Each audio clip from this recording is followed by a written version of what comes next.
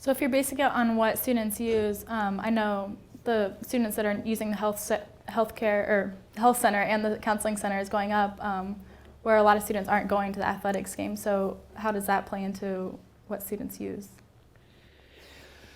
Well, I'd say if, again, if students don't want an athletic program, then we need to cancel it. But if we, in lieu of canceling it, we have salaries to pay, we have students who are on scholarship, we have facilities built and so on. So it would be difficult to shift the funding. Now, if we see a bigger demand at the student center than we can handle, we start feeling like our students are being put at risk because their health is not good, then we would find some other way to reallocate funds or maybe increase fees to help pay for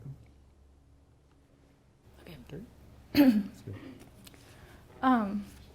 So the university must submit a line item report to the state each month regarding how state appropriations were used. Why is this report not available online so that students can understand where the money is being spent? It doesn't exist. We don't report to the state every month how our money is spent. You don't? No.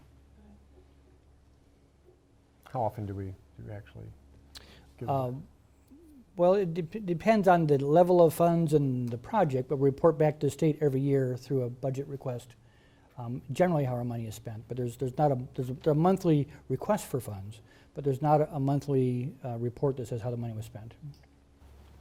So are those reports ever put online? I don't think they exist. So you never, like, what do you do to report to the state? I'm just trying to understand, how do you report to the state? Do you report to the state at all, how we use our money? Not in any detail, no. We are periodically audited by the state, so they Sure. look at that. So it's in lieu of having voluminous reports every period of time. That's what happens.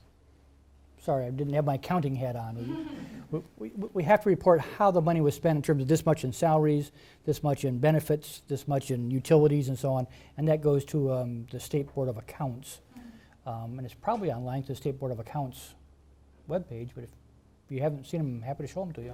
Okay.